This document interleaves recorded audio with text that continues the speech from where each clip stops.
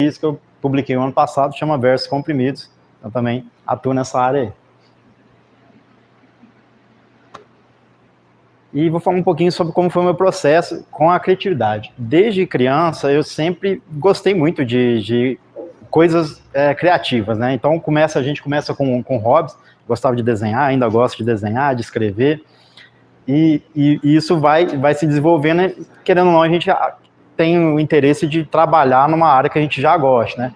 Então, eu tentei procurar um emprego nessa área, mas no início, quando você não tem muito conhecimento, você não tem um curso, não tem nada do tipo, pode ser um pouquinho mais difícil. Eu acabei arrumando um trabalho mais comum, né? Um trabalho numa loja. E um pouquinho, assim que eu comecei a faculdade de arquitetura, que também foi, assim, voltando um pouco antes, né? Eu escolhi arquitetura entre arquitetura e engenharia civil, justamente porque eu achei que eu teria mais liberdade criativa na arquitetura. E eu já estava trabalhando nessa época, então o emprego ele chegou para mim no momento que ele não dava mais essa liberdade criativa, eu acabei me afastando dele e dando continuidade com a faculdade. Durante a faculdade eu comecei a trabalhar com várias startups, eu sempre gostei de empreender também, então a gente cria negócios inovadores, começa a desenvolver aquilo. Eu devo ter trabalhado com umas 4 startups já diferentes. Às vezes não dá certo, você começa de novo, muda o ramo de atividade, e é assim mesmo que funciona.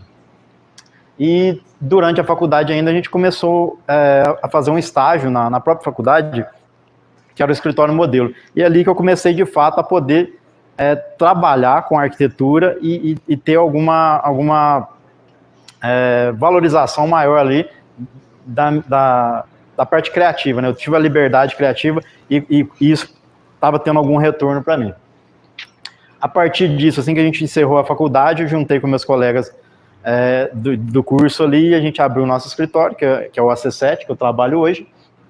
E um dos primeiros projetos que a gente pegou foi o projeto da pós-graduação no Unis, que fica dentro do shopping aqui da cidade de Varginha, e a partir dele a gente começou a trabalhar com arquitetura corporativa. Então, assim, todo esse meu processo foi para chegar nisso, para definir esse público que eu gosto de trabalhar e aonde que eu aplico a minha criatividade hoje. Então, ser arquiteto é você trabalhar a criatividade e, mais ainda, no meu caso, é proporcionar espaços criativos para outras empresas. Então, a arquitetura corporativa, basicamente, é isso, é atender demandas de ambientes, de espaços de trabalho. Então, conhecido também como arquitetura empresarial, em casos de lojas, arquitetura comercial, mas a gente trabalha ambiente de trabalho em geral. E vamos relacionar aqui como que a diversão entra nisso, né? O trabalho, quando a gente vai buscar ali na origem, na etimologia da palavra, ele vem de tripalium, que é do latim, e antigamente, e significado tortura. Então, tinha esse peso justamente. Tem muita gente que ainda acredita que trabalhar é torturante. Eu vou tentar desmistificar um pouco isso aqui. Mas é claro que com o passar do tempo, o significado dele foi mudando, e hoje em dia é uma questão nobre. Você trabalhar envolve uma nobreza, não tem mais a ver com tortura, com esse tipo de coisa. E o significado do trabalho, no conceito de trabalho hoje, seria, que a gente vai aplicar aqui, é o conjunto de atividades produtivas ou criativas que o homem exerce para atingir determinado fim. Então, trabalhar é aplicar criatividade. E a diversão? A diversão, a origem dela seria de virar para algum lado, né, convergir ou mudar de direção. E é nisso que eu quero trazer aqui para a gente puxar para o trabalho, né? Como que tinha esse conceito de trabalho, de ser torturante, você fazer alguma coisa só por dinheiro, e hoje as novas demandas, as novas gerações já têm uma ideia maior de propósito, de se divertir, de fazer algo que goste. E essa diversão também é a mudança de direção, essa mudança de pensamento. Então, hoje a gente tem, né, novos usuários, mas a gente ainda tem antigos, velhos ambientes. Então, a mentalidade das pessoas foi mudando, mas muita coisa ainda é muito fechadinha. Então, os ambientes de trabalho não conseguiram acompanhar essas novas demandas e esse novo perfil de usuário que existe. Hoje a gente tem diversas atividades, os empregos vão mudando muito com o tempo, né? Até comentaram aqui na palestra anterior que as novas tecnologias, as coisas vão surgindo muito mais rápido, então empregos que existem hoje, 10 anos atrás, às vezes nem existia, e os espaços de trabalho ainda são os mesmos, eles estão engatinhando, eles não conseguem acompanhar esse ritmo acelerado. As experiências das pessoas são diferentes, as atividades são diferentes, e a gente acredita que na arquitetura esse espaço de trabalho também precise acompanhar. E uma coisa que é muito importante também, que se relaciona com as empresas, são os valores. Então, hoje, o empregado, o colaborador, ele está muito buscando uma empresa que os valores dela vão de encontro com o propósito dele. Então, se você, no meu caso, por exemplo, eu gosto de ter liberdade criativa e a empresa não me fornece isso, para mim não vai dar certo. Não é só o salário, não é só os benefícios, não é só a estabilidade, muitas vezes nem é a estabilidade que seguram o empregado hoje em dia. Precisa estar alinhado com esses valores. E quando a gente pensa, né, quando a gente começa a falar de ambiente de trabalho, normalmente o que vem na mente? Vem espaços comuns, né, tradicionais, mesinha, cadeira, e não necessariamente é isso que a gente precisa para funcionar. Vai depender, claro, de como que vai ser essas atividades realizadas ali. E as atividades humanas, elas podem ser divididas em 3 aspectos. Quando a gente fala de atividades enquanto trabalho, a gente divide em psíquico, aspecto psíquico, cognitivo e físico. O psíquico está relacionado à parte mental mesmo, emocional. Então, se você está num dia assim, que você está com um problema muito grande em casa para resolver e você vai trabalhar, você não vai estar legal para desenvolver aquela função, mesmo que você saiba. E esse saber é a parte cognitiva, você tem a técnica de desenvolver o trabalho, o curso que você fez, ou pela sua experiência, você tem o saber pelo cognitivo. E a arquitetura entra no terceiro ponto ali, que é o físico. Então, o espaço de trabalho, as ferramentas de trabalho, elas podem ser tanto um facilitador quanto um obstáculo para que as pessoas desenvolvam essas atividades. E o que a gente tenta fazer é, claro, torná-los facilitadores, né? E sim, se é bacana aplicar diversão no trabalho, se a gente já sabe que o propósito está linkado com os valores, será que todo mundo precisa de um escritório do padrão Google, todo mundo precisa de um escritório com piscina de bolinha, com escorregador? Não necessariamente. O espaço de trabalho ele tem que estar linkado também com a cultura. Então, o ambiente de trabalho ele está linkado com a cultura da empresa. Então, esses valores, se a empresa é mais tradicionalismo, se ela tem, se ela é muito focada em tecnologia, o ambiente de trabalho tem que corresponder com isso, porque ele é uma extensão da própria empresa. Os escritórios, hoje em dia, eles estão tentando ser mais inovadores, a gente tem automação, tem tecnologias que você consegue aplicar basicamente em qualquer tipo de ramo. Mas se vai ter um escorregador ou não, por exemplo, tem que estar alinhado com a cultura da empresa, as pessoas têm que se sentir bem por estar ali, não é você colocar um videogame ali que vai resolver o problema dos funcionários, né? Então, essa cultura e esses valores que a empresa já possui, elas são uma extensão disso no espaço físico. E hoje, mais ainda, porque a gente teve essa questão de aumento exponencial do home office e os espaços de trabalhos híbridos, que a pessoa trabalha em casa ou no escritório. Então, a empresa acaba até perdendo um pouco do controle do espaço físico em que o colaborador vai trabalhar. Por isso, é mais importante ainda que os valores dela sejam reforçados para que a pessoa, se ela for trabalhar em casa, se ela vem trabalhar num espaço como esse de cowork ou em qualquer outro lugar, ela tenha em mente o mesmo padrão de trabalho dela, onde quer que ela esteja.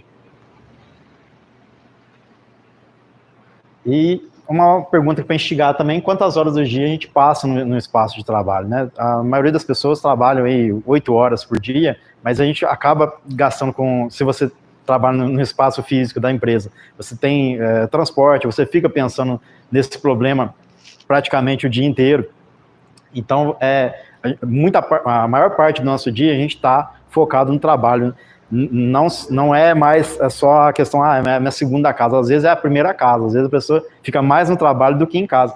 Então, pensando nisso, como é que a gente pode dizer que a gente vai ter que esperar o final de semana para poder ser feliz, né? A gente vai ter que esperar dar o horário, esperar que amanhã é feriado, a gente vai ser feliz no feriado. Não dá, então a gente tem que ter essa felicidade, tem que ter essa diversão também no espaço de trabalho.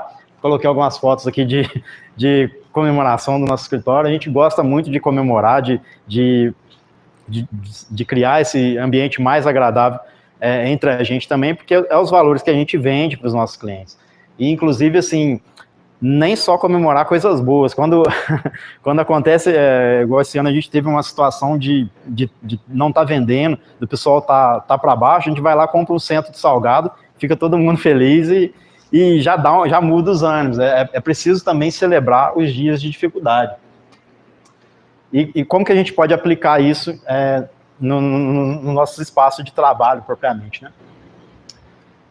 A gente busca muito que os espaços sejam criativos, mas também que inspire as pessoas a serem criativas. Não é porque, como eu disse, não é porque tem um videogame ali que a pessoa vai ficar inspirada só pelo videogame, se aquilo não motiva ela. Tem todo um conjunto de elementos que vão ser facilitadores, né? Mais uma vez, voltando no espaço físico, facilitadores para que a pessoa sinta-se confortável de poder criar, de poder pensar diferente. E isso promove uma felicidade, um bem-estar do funcionário, que todo mundo, hoje em dia, assim, a maioria dos gestores estão se preocupando mais com isso, é justamente por isso. A felicidade do funcionário está atrelada a uma produtividade sustentável, porque você pode aumentar o salário da pessoa, mas se ela está pensando só em salário, aparece alguém pagando R$50 a mais, ela vai embora. E essa sensação de que eu ganhei um aumento passa rápido. Agora, se você está confortável naquele espaço de trabalho, você tende a produzir melhor continuamente. Então, ele fica mais sustentável dessa forma. E a gente trabalha isso com vários elementos. Eu trouxe alguns aqui. Essa foto na rede que é do Nunes de São Lourenço, numa faculdade. Até quando a gente foi propor isso daqui, eu falei com o reitor, né, a gente vai colocar uma rede ali, mas será que segura? Eu fui lá tirar a foto para provar que segura, né? Então, tem que passar essa confiança. E ele curtiu pra caramba também. Então, a gente já trabalhou também alguma coisa de cenografia no espaço do TEDx, no evento do TEDx. O Loop ali também em São Lourenço. A gente tem vários elementos assim que fogem um pouco do comum que você imagina para uma empresa, mas que compõem esse ambiente, né, inspirador. E eu vou falar um pouquinho aqui também desses elementos físicos, né? Como que isso, na prática, pode ser aplicado dentro do seu espaço de trabalho. Quais alguns desses elementos facilitadores. O primeiro deles são os mobiliários flexíveis, até aqui nesse espaço também tem alguma coisa. Quando esse aqui é da pós-graduação do Unis, a gente tem mesas que se encaixam de forma diferente, como um mosaico, alguma coisa assim, e elas vão se relacionar de acordo com a atividade que vai ter ali. Então, se hoje aqui agora está tendo uma palestra, a gente consegue sentar todo mundo aqui. Se vai ser uma discussão em grupo, você consegue também se reunir ali em volta de uma mesa central. Isso é importante para que o mobiliário não seja um obstáculo, né? Ele, mais uma vez, seja um facilitador dessas atividades e isso promova maior segurança para a pessoa ser criativa ali dentro. Conforto térmico e acústico também é importantíssimo, é o básico da arquitetura, todo projeto a gente já trabalha isso, mas no espaço de trabalho, pelas pesquisas, né, que a gente já fez também, a gente costuma aplicar pesquisa de como que está a situação do empregado dentro do espaço de trabalho antes de criar um projeto. E muitos deles reclamam disso, porque se a pessoa não está se sentindo nem confortável sentado na cadeira dela ali, não tem como você exigir que ela pense fora da caixa e ela olhando uma parede branca e morrendo de frio. Não funciona assim, né? É o básico. A conexão com a natureza também é muito importante, então, tanto na parte interna, você trabalhar com não só a vegetação, né? A vegetação é o que a gente lembra mais aqui quando fala de natureza, mas elementos de água, elementos naturais, uma aplicação de revestimento de madeira, isso traz um bem-estar, traz um conforto para o ser humano, em termos, né, neurológicos. Então, são coisas que são traduzidas na arquitetura, mas tem um estudo embasado por trás também, que são coisas naturais.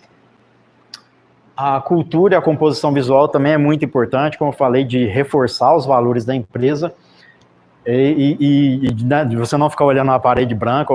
Quando você tem a oportunidade de abrir no seu escritório, abrir uma janela e olhar a paisagem, saber se está de manhã, se está de noite, se está chovendo, isso tudo interfere no seu trabalho também.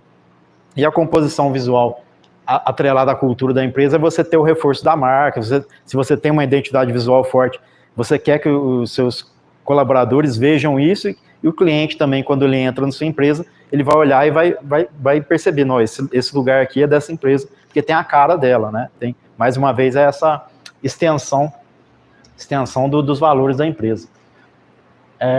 Um elemento assim que todo projeto tem, a gente não consegue mais projetar sem isso, é uma área de descompressão, que basicamente é para você fazer qualquer coisa que não seja trabalho.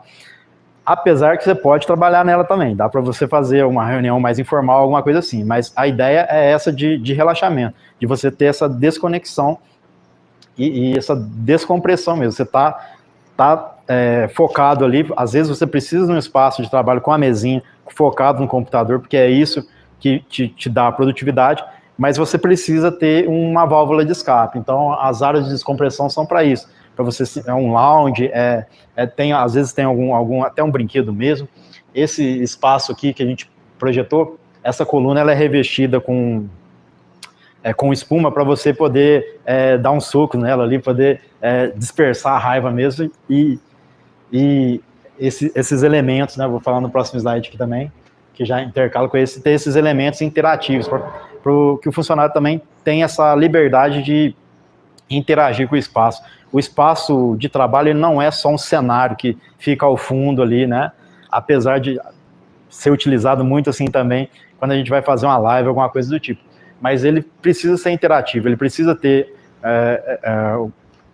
o usuário do espaço precisa ter essa relação com o espaço construído, de sentir a textura, de sentir o cheiro do material e, inclusive, de participar, como é o caso da rede, lá, de você poder deitar na rede, você ter uma relação com a pessoa que está passando por baixo de você poder esticar ali, ler um livro, fazer atividades que interajam com o espaço físico e também o espaço instagramáveis também, que todo projeto tem hoje em dia. Você chega num lugar, você quer tirar uma foto e você precisa de um cenário de fundo, interativo ou não, que também reforça a sua marca e para a empresa, assim, ele é muito importante, que ele acaba fazendo com que o cliente divulgue o seu espaço, divulgue a sua marca, sem você precisar dar nada para ela. Só de você ter uma parede legal ali, divertida, vai fazer com que a pessoa interaja com ela e queira demonstrar que ela se divertiu naquele espaço ali. Então, é essa reflexão que eu queria trazer para vocês. Assim, como o nosso lema é ousadia, eu gostaria de pedir para vocês, ousem ser felizes também no trabalho de vocês.